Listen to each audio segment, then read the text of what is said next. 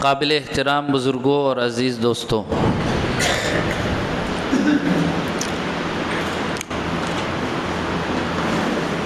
کسی کہنے والے نے کہا ہے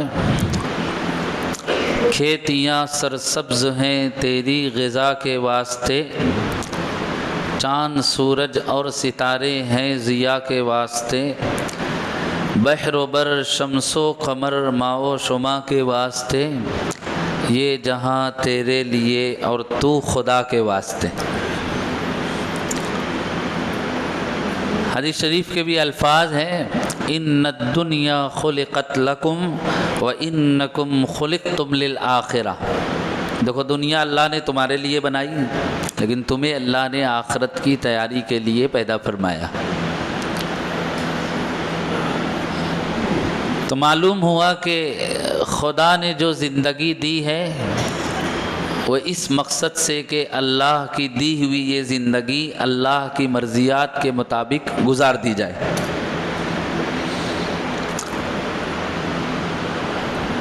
پوری زندگی کا ہر شعبہ اللہ کی مرضیات کے مطابق بسر ہو،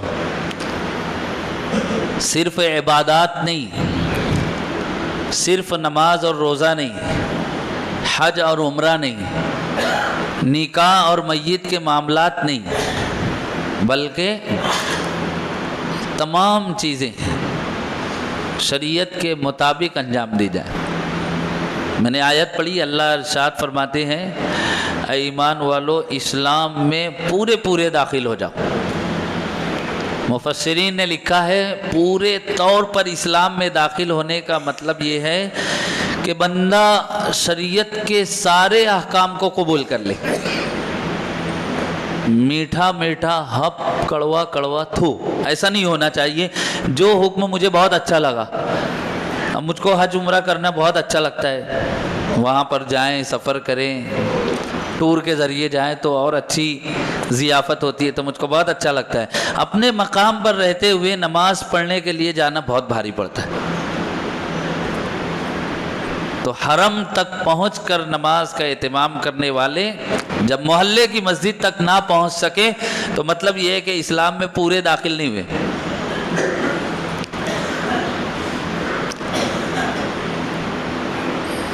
اب کسی کے ذمے کوئی حق باقی ہو تو لینا بہت اچھا لگتا ہے، لاؤ بھائی میرا حق ادا کر دو۔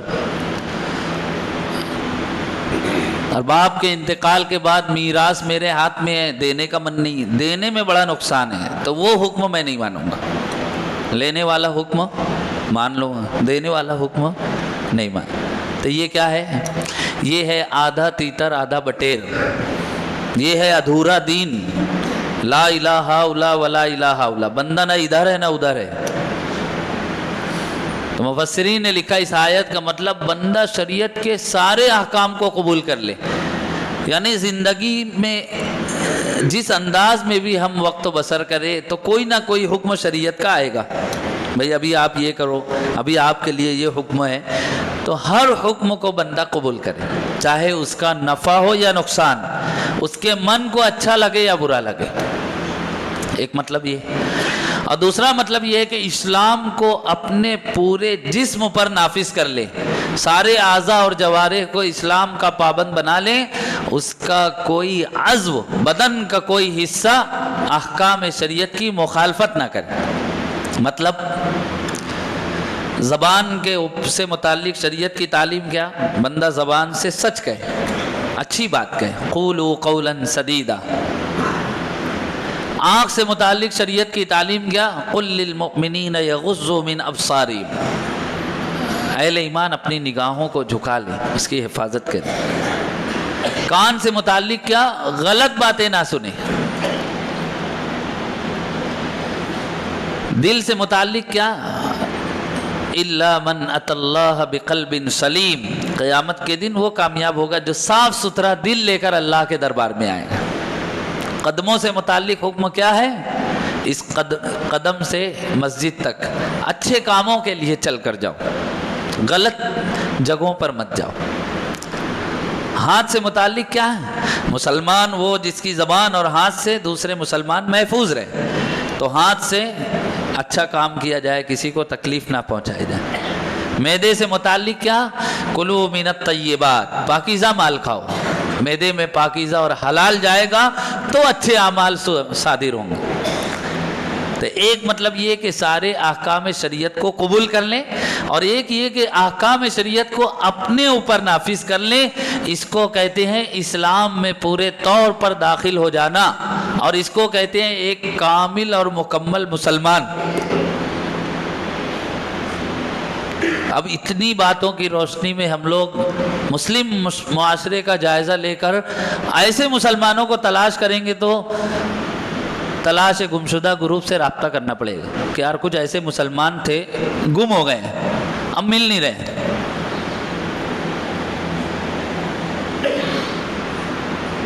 کیونکہ آج عام طریقے پر مسلمانوں نے دین کو چند چیزوں میں محدود کر دیا۔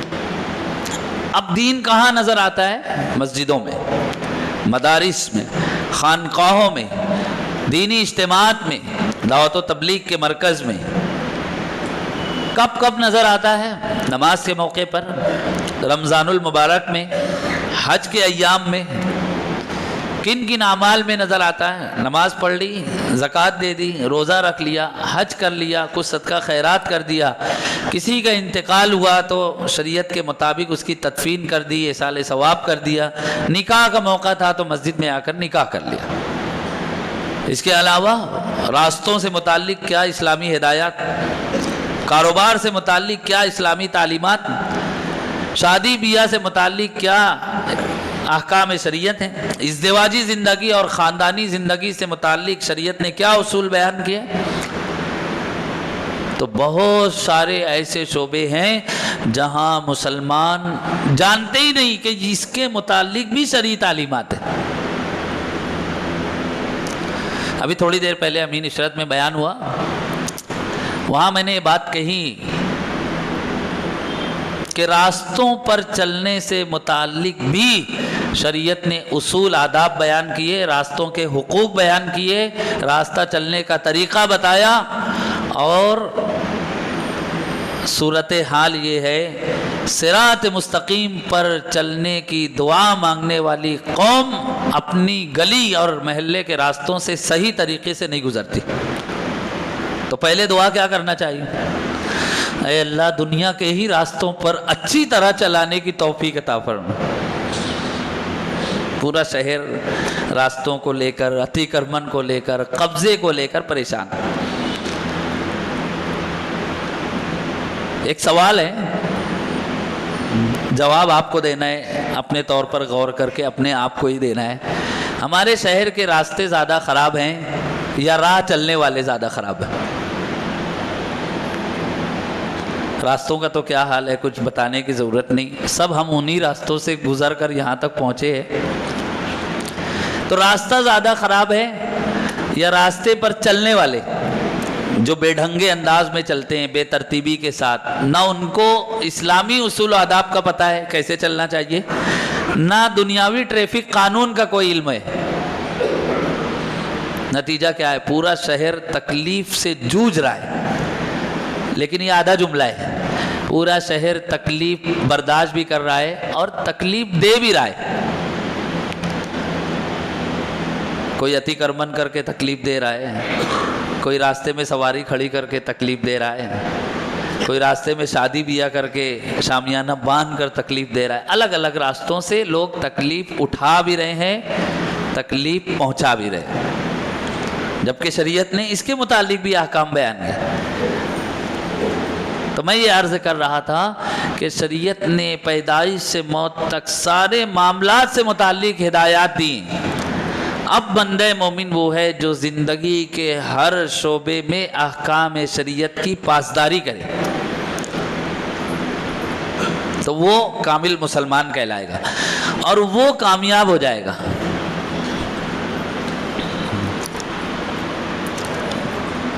اور جس کا معاملہ یہ ہوگا ادھورے دین پر عمل ہے، کچھ عبادتیں کر لی، کچھ احکام کو مان لیا اور کچھ چیزوں کو چھوڑ دیا، نجات مشکل ہو جائے گی۔ اس لیے ہم سب اس بات کی کوشش کریں ہم کامل اور مکمل مسلمان بن جائیں اور اپنی آل و اولاد کو، اپنی نسلوں کو بھی ایسا مسلمان بنا دیں جو نام کا مسلمان نہ ہو، رکھ لیا اچھا سا ایک نام اور مسلمان ہو گئے، ایسا نہ ہو۔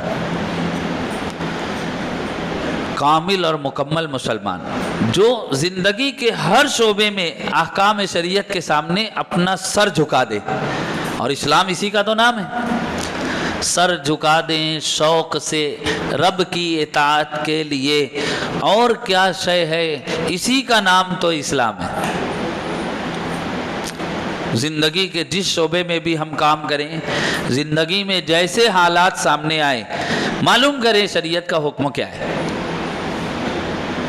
اور پھر اس کے مطابق اپنے کام کو پورا کر لیں، چاہے بظاہر ہمیں نقصان ہو، چاہے ہمیں وہ گرا گزرے، لیکن یہ سوچے میرے رب کی مرضی یہی ہے تو مجھے یہی کام کرنا ہے، تو اللہ خیر و برکت سے نوازے گا، دنیا میں سرخروئی اور آخرت میں نجات مقدر کرے گا۔ پورے طور پر اسلام پر عمل پیرا ہونے کی خیر و برکت ہی الگ ہے۔ قرآن میں اللہ نے کہا وَمَنْ عَمِلَ صَالِحًا مِّن ذَكَرٍ أَوْ أُنثَىٰ وَهُوَ مُؤْمِنٌ فَلَنُحْيِيَنَّهُ حَيَاةً طَيِّبَةً، جو کوئی مرد و عورت ایمان لائے، نیک عمل کرے، ہم دنیا میں نقد انعام یہ دیں گے، دنیا کی زندگی خوشگوار بنا دیں گے۔ آج ہر بندہ چاہتا ہے میری لائف سیٹ ہو جائے، میری زندگی خوشگوار ہو جائے، زندگی کا چین اور سکون مل جائے۔ ہر بندہ، پوری دنیا اس کی تلاش میں ماری ماری پھر رہی، زندگی کا سکون تلاش کر رہی۔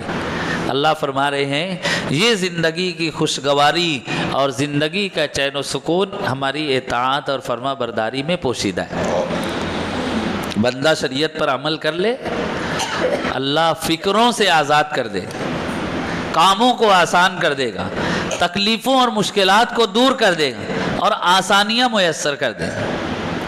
اللہ کے لیے کیا مشکل ہے؟ ایک بندے کے لیے ایک کام آسان ہو، اللہ دوسرے کے لیے اسے مشکل بھی بنا سکتا ہے۔ ایک دوا ایک بندہ کھاتا ہے، بیماری اور بڑھ جاتی ہے، اور وہی دوا دوسرا بندہ کھاتا ہے، اس کو شفا مل جاتا ہے۔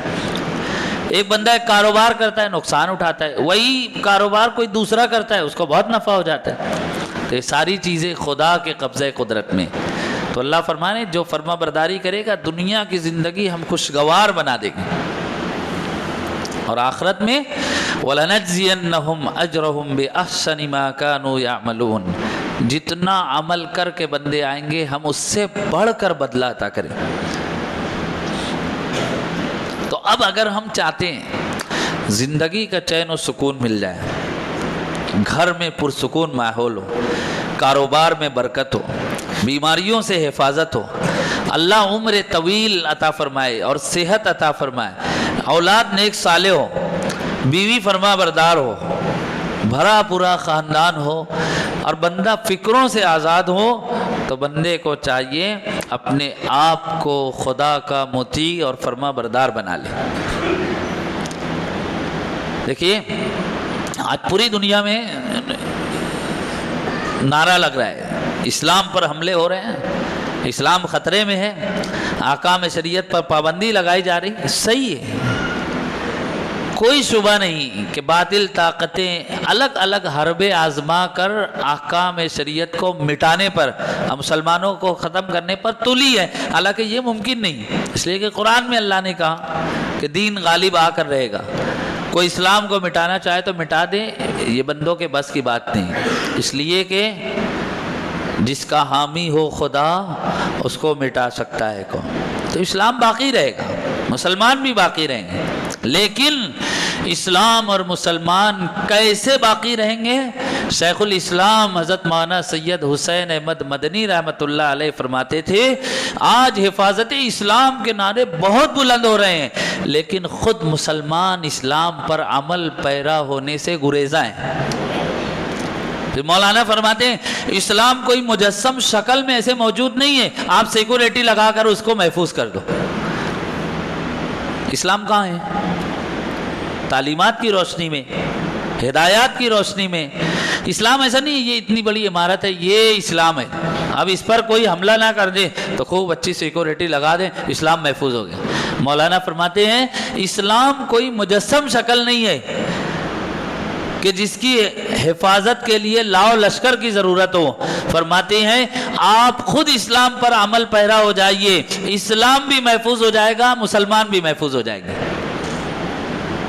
بزرگوں کی باتیں مختصر پر اثر ہوا کرتی، دریا بکوزہ، ایک جملے میں مولانا نے اسلام سے متعلق اور مسلمانوں سے متعلق خلاصے کی بات کہہ دی کہ اسلام اور مسلمانوں کی حفاظت کا واحد نسخہ یہ ہے مسلمان اپنے دین پر پورے طور پر عمل پیرا ہو جائے تو اسلام بھی محفوظ ہو جائے گا، اور اللہ اسلام کی حفاظت کے ذریعے مسلمانوں کو بھی محفوظ کر دے گا۔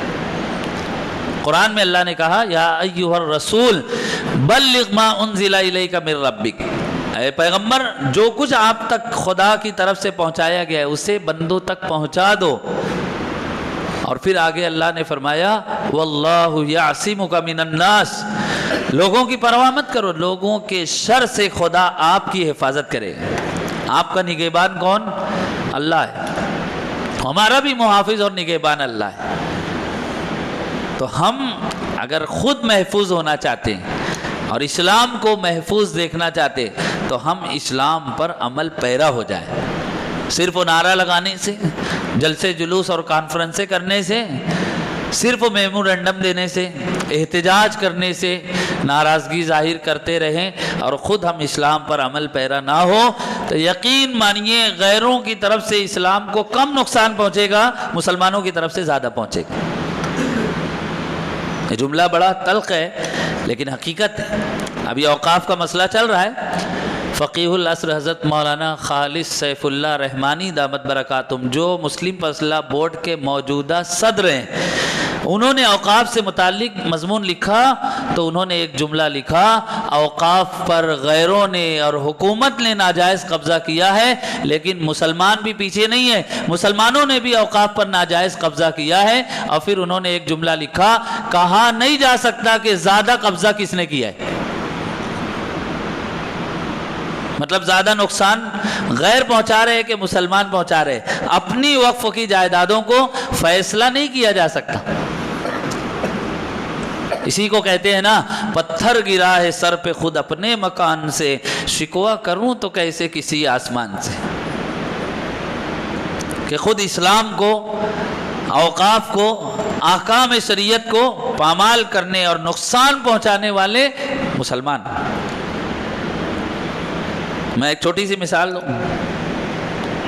دیکھیے بات تھوڑی سی تلخ ہو جاتی ہے، نمکین، برا نہ مانے، کسی کو برا بھلا کہنا، تنقید کرنا مقصد نہیں ہے، لیکن میری چاہت یہ ہوتی ہے کہ جمعہ کا ممبر احتساب اور جائزے کا ممبر ہے، بات وہ ہونی چاہیے جس کا زمین سے تعلق ہو، ورنہ صرف لچھے دار تقریر کر دینا کوئی بڑی بات نہیں، آدھا گھنٹہ میں آپ کو فضائل مسائل سب بتا کر چلا جاؤں، لیکن اصل چیز یہ ہے کہ جب ڈاکٹر کے پاس جائیں تو ڈاکٹر زخم کی جگہ پر مرہم رکھے، یہ اصل چیز ہے۔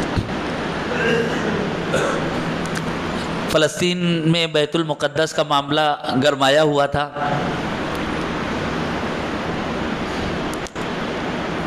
ایسے ہی بابری مسجد کا معاملہ آتا رہتا ہے، تو جب اس طرح کے مسائل آتے ہیں تو مسلمان نعرہ لگاتے ہیں، مسجد اقصیٰ کی بازیابی کے لیے دعا ہو رہی ہے، احتجاج ہو رہا ہے، کوششیں ہو رہی ہیں، بابری مسجد کے لیے ہو رہی ہیں، اس میں ایسے مسلمان بھی شریک رہتے ہیں، ان کوششوں میں پیش رہتے ہیں جنہوں نے محلے کی مسجد کی جائیداد پر قبضہ کر کے رکھا ہے، مسجد کی دکان پر، مسجد کے مکان پر برسوں سے قابض ہے، کرایہ صحیح ادا نہیں کرتے، خالی نہیں کرتے۔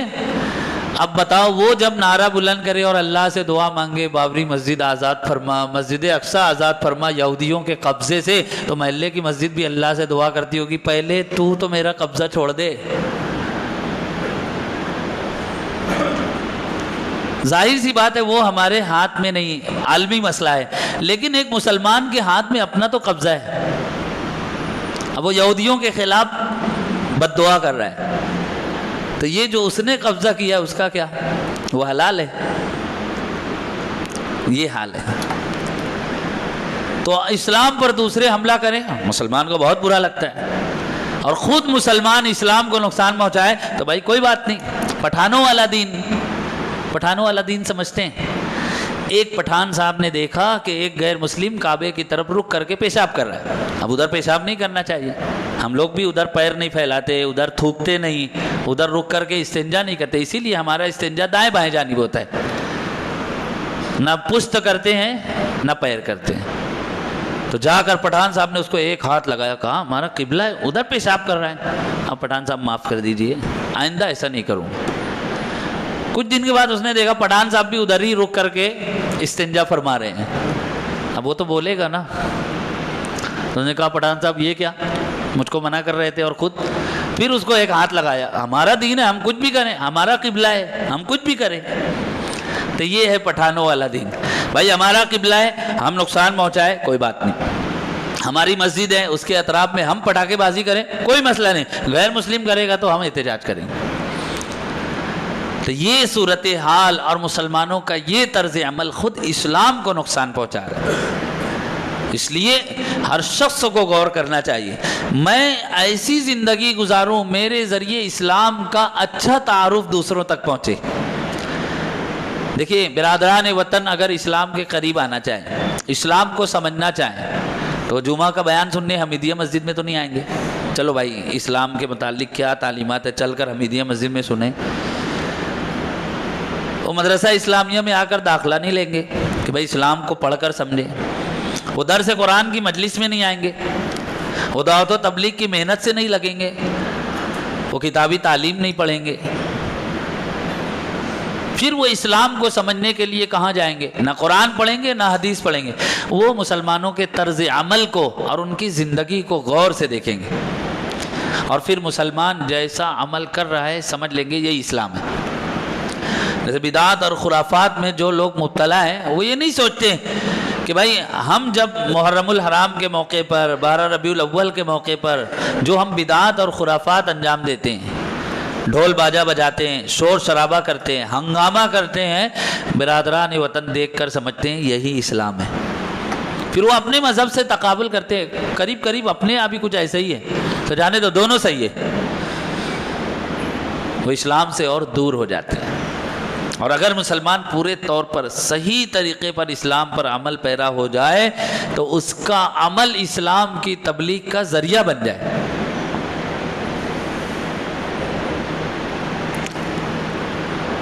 ایک انگریز نے اسلام کو سمجھنا چاہا تو اس نے کچھ کتابیں خریدی اور پھر اس کی اسٹڈی کی کہ اسلام ہے کیا. پھر اس نے مسلمانوں کو دیکھنا چاہا کہ مسلمان کیا ہے، تو اس نے مسلم معاشرے کا جائزہ لیا. بعض مسلم ممالک کا اس نے سفر کیا. اس کے پاس روپیے پیسے نہیں تھے تو اس کے پاس ایک قیمتی کار تھی، اس نے کار فروخت تو کر دی. جو رقم آئی اس سے کتابیں بھی خریدی اور اس سے مسلم ممالک کا سفر بھی کیا اور قریب سے مسلمانوں کا جائزہ لیا. پہلے کتاب میں اسلام کو پڑھا، پھر مسلمان معاشرے کا جائزہ لیا اور اسلام کو قریب سے سمجھنے کے بعد وہ مسلمان ہو گیا. اس کے بعد اس نے ایک جملے میں اپنا تجزیہ اور تبصرہ لکھا. اس نے کہا میں نے اسلام کو سمجھنے کے لیے اپنی کار بیچ دی، کتابیں خریدی، مسلم ملکوں کا سفر کیا، اور جب میں نے اسلام کو اچھی طرح سمجھ لیا تو میں مسلمان ہو گیا. لیکن میں اس نتیجے پر پہنچا کہ میں نے اپنی کار بیچ کر اسلام کو قبول کیا اور خریدا ہے، اور مسلمان اسلام کو بیچ کر کار خرید رہے ہیں، یعنی دنیاوی نفع کے لیے اسلامی تعلیمات کو پامال کر رہے ہیں. یہ اس کا تبصرہ اور تجزیہ ہے اور حقیقت ہے. پڑوسی ملک کا ایک نوجوان ملازمت کے لیے جاپان گیا. وہاں ملازمت کرتے ہوئے ایک جاپانی لڑکی سے شناسائی ہوئی. پھر ارادہ ہوا کہ دونوں نکاح کر لیں.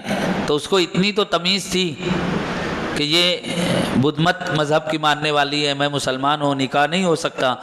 تو اس نے اس لڑکی کو کہا کہ تم اسلام قبول کر لو. اس نے کہا بغیر سوچے سمجھے کیسے قبول کر لوں، اسلام کیا ہے؟ تو اس نے کچھ کتابیں لا کر اس کو دے دی جس میں اسلام کا تعارف.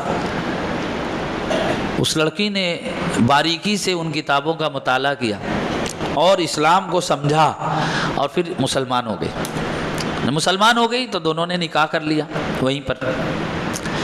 کافی دنوں کے بعد رمضان المبارک کا مہینہ آیا، عید کا موقع آیا، تو وہ کہنے لگا کہ کچھ دنوں کے لیے میں چاہتا ہوں کہ اپنے گھر جاؤں اور آپ کو بھی لے کر جاؤں. تو وہ اپنی نو مسلم اہلیہ کو لے کر پڑوسی ملک، اسلامی ملک کو کہا جاتا ہے، وہاں پہنچا.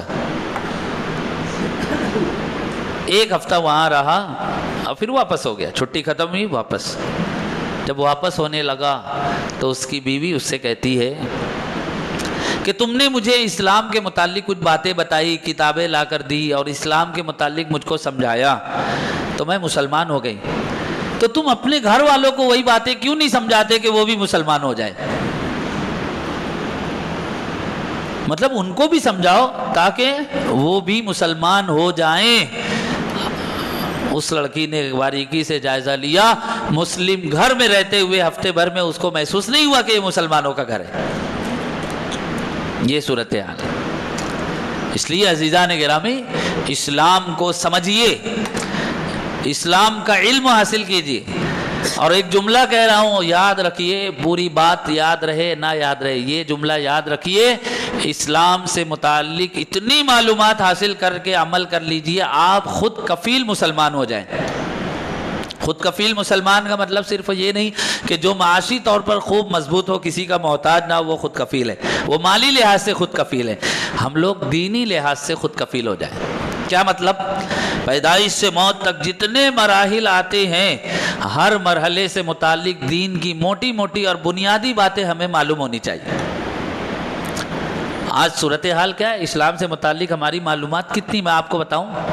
ایک ڈیلیوری ہوم ہے، زچہ خانہ، وہاں پر ایک بورڈ لکھا ہوا ہے، بھائی بچے کی ولادت پر اذان دینے کے لیے اس نمبر پہ کانٹیکٹ کریں.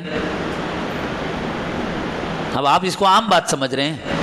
ارے جو بچہ پیدا ہوا ہے اس کا باپ، اس کا دادا، اس کے رشتہ دار وہاں موجود ہیں، لیکن ان کو اذان دینے کا طریقہ نہیں معلوم، اقامت کا طریقہ نہیں معلوم کہ اپنے بچے کے ایک کان میں اذان، ایک کان میں اقامت کہہ سکیں. تو اس کے لیے دوسروں کی خدمت. پیدائش کے وقت تو بھی یہی صورتحال، موت کے وقت تو بھی یہی صورتحال. کسی کا انتقال ہو گیا، افضل بات یہ ہے گھر کا کوئی فرد نماز جنازہ پڑھائے. امام صاحب کا حق نہیں، امام صاحب کا نمبر بعد میں. پہلا نمبر گھر کا کوئی فرد نماز جنازہ پڑھائے. پورا خاندان موجود ہوتا ہے، کسی کی جرأت نہیں ہوتی آگے بڑھ کر نماز جنازہ پڑھا سکے. کیوں؟ بہت بڑی بات ہے نماز جنازہ سیکھ جانا. دین کی بنیادی تعلیم، اور کیا ہے؟ دین کی بنیادی باتوں کا علم حاصل کرنا مسلمان پر فرض ہے. یہ بھی فرض کے زمرے میں آئے گا. اور نماز جنازہ جانے دیجیے، 5 وقت جو نماز پڑھی جاتی ہے، نہ جانے 30-40 سال ہو جاتا ہے، نماز صحیح نہیں ہوتی. نہیں معلوم ہوتا 14 واجبات ہے، 7 فرائض ہے، 51 سنتیں ہے، نماز کا مسنون طریقہ کیا ہے نہیں معلوم. بس پڑھ رہے ہیں دیکھا دیکھی، سیکھتے نہیں ہیں. شب برات آ گئی، 50 فون، روزہ رکھنا ہے کہ نہیں رکھنا ہے، کب رکھنا ہے، آج رکھنا ہے، کل رکھنا ہے. ہر سال شب برات آتی، محرم کا موقع ہے تو پریشان ہو جاتے ہیں. عیدین کی نماز آئے، ہر سال عید کی نماز کا طریقہ بتانا پڑتا ہے. عید کی نماز کا طریقہ نہیں معلوم. گھر میں کسی کا نکاح ہے، یہ نہیں معلوم وکیل کدھر سے ہوگا، گواہ کدھر سے ہوگا. طلاق کی نوبت آ جائے، ایک نوجوان دارالفتہ میں آ کر کہنے لگا، وہ میں نے طلاق دیا بیوی کو، وہ فون کاٹ دی تھی تو وہ سنی نہیں نا، تو کیسے ہوئی طلاق؟ وہ مجھ سے پوچھ رہا ہے. اب میں اس کو کہہ رہا ہوں کہ تنہائی میں بھی شوہر طلاق دے طلاق ہو جائے گی. نہیں نہ، بولے وہ سنی نہیں تو کیسے ہوئی یہ بتاؤ. پھر نقلوں کے بجائے تھوڑا عقلوں سے جواب دینا پڑتا ہے. میں نے کہا کہ جب تم نے کہا تھا ہاں میں نے قبول کیا، وہ سنی تھی؟ بولے نہیں، وہ تو گھر پہ تھی. مطلب پھر ہو گیا تھا نکاح، وہ تو سنی نہیں تھی نا، نکاح کیسے ہوا؟ تو پھر بات سمجھ میں آئی. اب آیا اٹھ پہاڑ کے نیچے. بولے ہاں اب سمجھ میں آیا. سمجھ رہے؟ بڑے بڑے پنچ حضرات ہیں، پنچایتوں میں بیٹھتے ہیں، نہ عدت کے مسائل معلوم، نہ طلاق کا نظام معلوم، نہ بچوں کی کفالت کے متعلق باتیں معلوم. غیر شرعی فیصلے پنچایتوں میں ہو جاتے ہیں. ایک پنچ صاحب سے میں نے کہا نہیں مسئلہ ایسا ہے. ارے بولے کہاں بات کر رہے ہو, میں 20 سال سے پنچایت توڑ رہے ہو, تم بولے موقع بتا رہے ہو. اب بعض لوگ پرسنالٹی دیکھ کے نا تھوڑا سا ہلکے میں لے لیتے ہیں. تو میں نے ان سے کہا 40 سال بھی پنچایت توڑتے رہو گے تو جہالت نہیں جائے گی. علم و پنچایتوں سے نہیں آئے گا, علماء کی صحبت سے اور کتابوں سے آئے گا. پنچایت میں بیٹھنے سے پہلے میں نے کہا خود علم حاصل کر لو, ایک آدھ دن تمہاری پنچایت ہو جائے کہ نہیں. تو یہ حال ہے. عید الاضحیٰ کا موقع ہے, جانور خریدتے ہیں, ذبح کرنا افضل یہ ہے جس کی قربانی ہے وہ خود ذبح کرے, یہ افضل ہے. چھری لے کے امام صاحب کہاں ہیں, امام صاحب ڈر جاتے ہیں, چھری لے کے امام صاحب کو ڈھونڈ رہے ہیں. یہ حال ہے. اور یہ ہمارے شہر کا حال ہے. ہمارا شہر مسجدوں میناروں کا, مدرسوں کا, خانقاہوں کا, دعوت و تبلیغ کا مرکز, علماء کا شہر. اس سال کتنے حافظ ہوئے, کتنے مکی سے جمعیت علماء کی طرف سے حافظوں کا استقبال ہوا. 500 حفاظ کرام موجود تھے.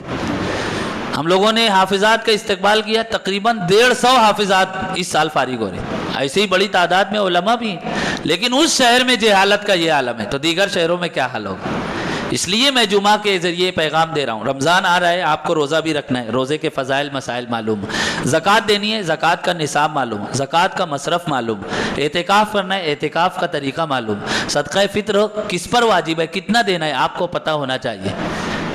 تو دین کی موٹی موٹی باتوں کا علم ہر مسلمان کو معلوم ہو اور ہم اپنے بچوں کو سکھائے. آخری بات, موجودہ دور میں سب سے بڑا چیلنج ہندوستان کے مسلمانوں کے لیے یہ ہے کہ ان کا ایمان اور ان کی نسلوں کا ایمان محفوظ ہو جائے. اور ایمان کیسے محفوظ ہوتا ہے, اعمال کے ذریعے.